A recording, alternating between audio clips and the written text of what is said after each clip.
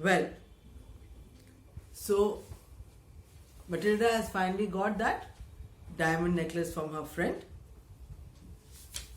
who was Madame Forestier. And she just had, as we read last time, she fell upon the neck of her friend and embraced her with passion. If you have this book, then we are on page 36 in the first long paragraph. The day of the ball arrived. Madame Loisel was a great success. She was the prettiest of all, elegant, gracious, smiling, and full of joy. While her dreams were fulfilled, she had a lovely dress, she had a beautiful diamond necklace, and she was at a party for which she had been dreaming and longing for such a long time. All the men noticed her, asked her name, and wanted to be presented. All the members of the cabinet wished to waltz with her. Now, waltz, waltz is a kind of dance that you dance in a ballroom. The Minister of Education paid her some attention. She danced with enthusiasm, with passion, intoxicated with pleasure. Now, normally the word intoxication means to be drunk. She was also drunk with liquor or alcohol. But here, she was drunk with pleasure. Now, she just couldn't keep her feet on the ground. Thinking of nothing in the triumph of her beauty, in the glory of her success, in a kind of cloud of happiness that came of all this homage. Now, homage is an English word that is often used when we bow before a king, that we pay him homage by giving him respect. And all the men were admiring her, and she considered it a kind of homage. And she was so happy. And all this admiration of these awakened desires and this victory so complete and sweet to the heart of woman. Now, the author is generalizing. I hope most of us married ladies are quite happy in the company of our husband. We do like to go out and we do like to be admired a bit, but we don't get intoxicated with the fine words of other men. It's not good, it's dangerous. But the author has written, Maupassant, that she was just so delighted with all the happiness that was rising in her, and this victory that I'm a poor girl, but today because I'm looking pretty, all these men want me. She went home towards 4 o'clock in the morning. Her husband had been half asleep in one of the little salons since midnight with 3 other gentlemen whose wives were enjoying themselves very much. It looked like a French custom. These men didn't want to dance with other men's wives, so they got tired of the dancing and they came and sat down. And in a big, wherever there was a big ballroom, it was the custom to have small rooms on the side for people to play cards, to have snacks. And so these men just came and just relaxed over there, waiting for their wives to come. He threw around her shoulders the wraps they had carried for the coming home, modest garments of everyday wear, whose poverty clashed with the elegance of the ball costume. Now, since they were not going to wear wraps, wraps are kind of shawls, maybe with frills, beautiful ones, very lot of embroidery, and nowadays in Kanpur we can get the best Kashmiri ones, and some ponchos of Spanish origin, all lovely decorated stuff. But at home we don't wear such delicate stuff, so they only had simple wraps, and he had brought them in a packet, I suppose, and now he covered her gown with that, and she was quite feeling awkward that what a lovely gown and what a dull wrap.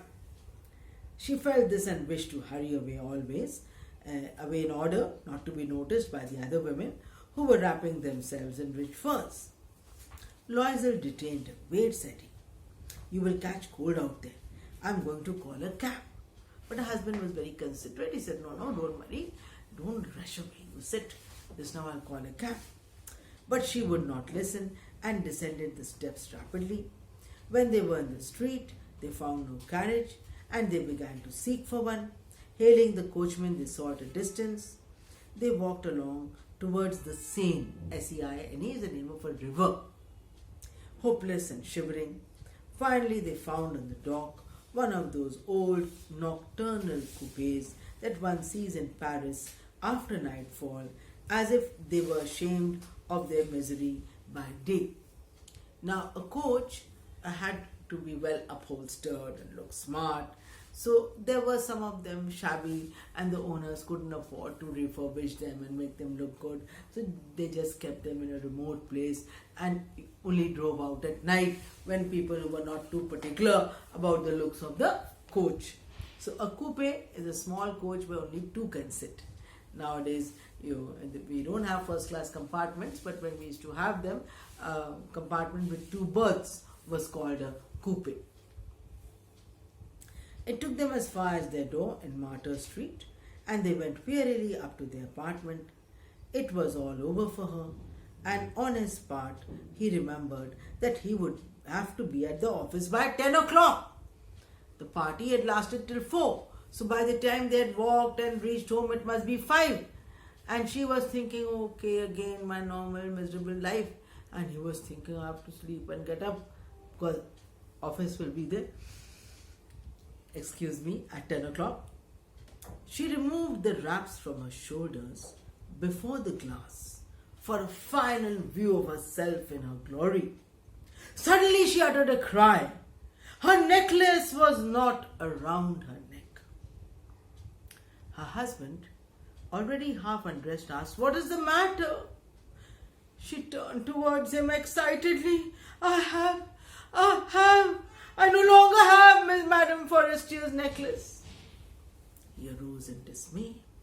"What? How is that? It is not possible." No, it was, since it looked like a diamond necklace, they thought it was an expensive one. And he was very frightened because a diamond necklace, as today and yesterday, has always been expensive for whatever money you had. And they looked in the folds of the dress, in the folds of the mantle, in the pockets, everywhere. They could not find it. So though he was half dressed, at once they looked for that necklace. He asked, "You are sure you still had it when we left the house?" "Yes, I felt it in the vestibule as we came out." Now, vestibule is also like an anteroom, We heard that word anteroom on the first page of the story, that she dreamed of beautiful anterooms. So also like a little lobby or a common space before you leave the house. "I felt it," she said. "But had you lost it in the street, we should have heard it fall. It must be in the cab." "Yes, it is probable. Did you take the number?" "No." "And you? Did you notice what it was?" "No." They looked at each other, utterly cast down, absolutely unhappy, shocked, grieved. He because he had suggested it, she because she had to return it. He had suggested it, so he can't say, "Why did you wear that expensive necklace?" He can't say anything to his wife, and she can't say anything to him that "you only asked me because she wanted to wear it, and now she's worried because she has to give it back." Finally, Loisel dressed himself again. "I'm going over the track," said he, "where we went on foot, to see if I can find it." And he went. She remained in her evening gown, not having the energy to go to bed, stretched upon a chair, without ambition or thoughts. This great loss finally cleansed her mind from all the foolish ideas she always kept having, moaning and lamenting what she didn't have. Today she had lost a diamond necklace and her desire to look beautiful, and so she had no desires, no thoughts, no longings, just hoping maybe that the diamond necklace comes back. Towards 7 o'clock, her husband returned. He had found nothing. He went to the police and to the cab offices, put an advertisement in the newspapers offering a reward. He did everything that afforded them a suspicion of hope. She waited all day in a state of bewilderment after this frightful disaster. As I said, imagine I can't buy a gold chain for 1 lakh and I borrow a neighbor's 5-7 lakh necklace How foolish. How foolish of me. When I don't have money to wear a gold chain, how can I borrow a diamond necklace? And then how will I repay it? So it was a terrible disaster that they were so poor that they couldn't afford a single silver trinket. She didn't have one jewel in her box. And now they have to pay for a diamond necklace because it is lost. Loisel returned that evening with his face harrowed and pale. There's a her face there, but since Loisel is the husband, it'll have to be his. Harrowed, is like marks of sorrow and grief on the face. You can't wipe them away. And had discovered nothing. It will be necessary, said he, to write to your friend that you have broken the clasp of the necklace and that you will have it repaired. That will give us time to look around. So, as usual, he was quite, organized, and so he told her, quickly write to your friend and tell her that the clasp, now this pearl necklace doesn't have a clasp, but normally you buy a chain or something, and it has some place, especially if it is a small one, it has a clasp by which you open it and wear it. So he said that we'll have just tell her that so that we get some time. At the end of the week, they had lost all hope. And Loisel, older by 5 years, declared, we must take measures to replace this jewel. That they were good people, honest people, sincere people. They had only borrowed it, so they had to repay it. So husband decided that this is what has to be done. We have to put away that jewel. The next day they took the box which had enclosed it to the jeweler whose name was on the inside. He consulted his books and said, it is not I, madam, who sold this necklace. I only furnished the casket. Then when they took that box to the jewelers whose name was there on that box, he said, no, I didn't sell this, I only gave the box. Then they went from jeweler to jeweler, seeking a necklace like the other one, consulting their memories and ill, both of them, with chagrin and anxiety. Because they must have been seeing the prices, 30,000, 40,000 euros. When he gave 400 euros that he had saved, it was a big giving. And here 36,000, 40,000, whatever the price was, will soon come to the jeweler that they found. So they were very worried. Oh God, what will happen? What will happen? In a shop off the Palais Royal, they found a chaplet of diamonds which seemed to them exactly like the one they had lost. Chaplet, if you look up the meaning on the net, you'll find it means, on the dictionary, it means a wreath that you might wear on your head or a garland or a string of pearls. Diamonds here.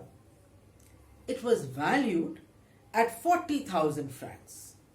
They could get it for 36,000. So the jeweler was willing to give them a 10% discount. They begged the jeweler not to sell it for 3 days, and they made an arrangement by which they might return it for 34,000 francs if they found the other one before the end of February. Now how do we come to February? January 18th was the party. 1 week they waited to look for the diamond necklace here and there.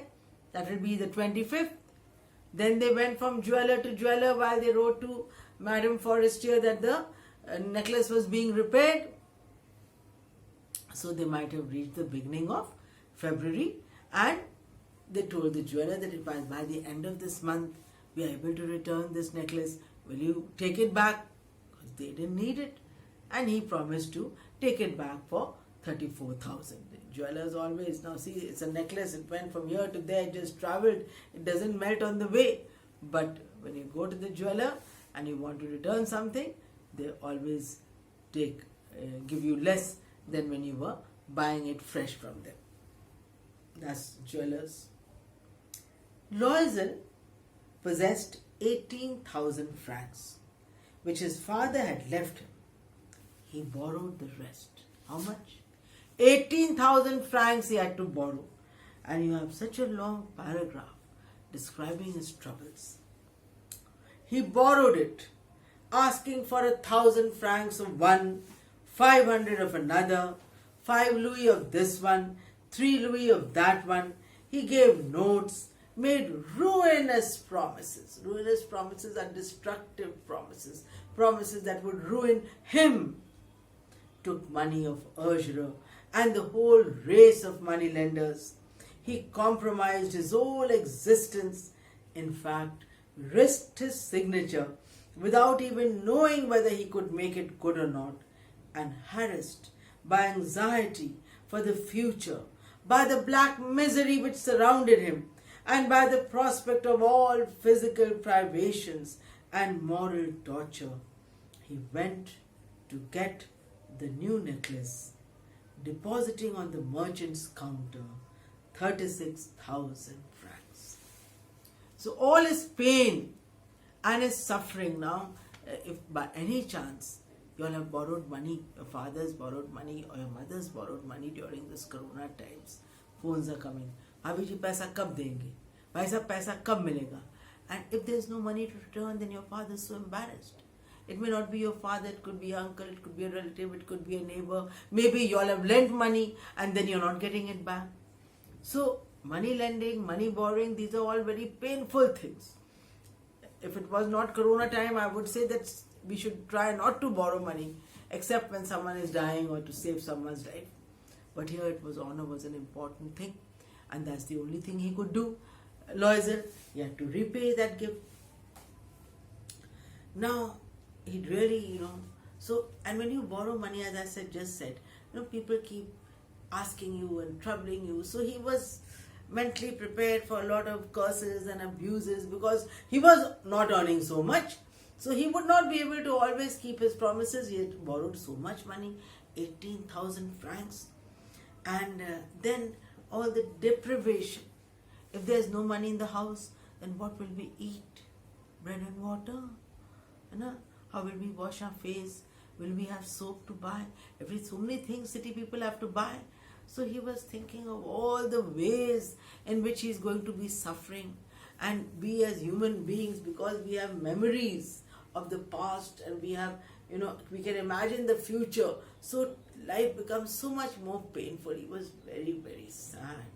But because he was a man of honor, was determined to repay a debt, and so he did all the borrowing and succeeded in gathering that money and went and put all that money, his whole inheritance, 18,000 francs from his father, and all the money that he had borrowed, 36,000 francs, he put on the jeweler's table to buy that necklace. Now I'm going to stop here and we'll continue the story tomorrow. I had promised you an interactive class. I think we'll take these two, we'll complete this story and then we'll have an interactive class on the story. We'll revise it and I'll welcome your comments, your questions, any doubts, any clarifications. Okay?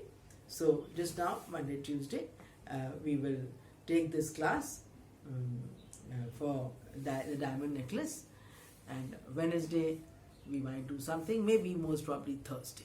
On Wednesday I'll let you know whether it's Thursday or Friday, okay? Because I go to college at that time, so it's a bit difficult to arrange for a class for a special for time off, so that I can teach you interactively and be delivering a class when you're listening. Normally I upload my class in advance so that you get your class on time, because I'm not physically at home when your period is. Okay? So see you all. Read the story, enjoy it, learn the lessons from it, and have your questions ready. God bless you.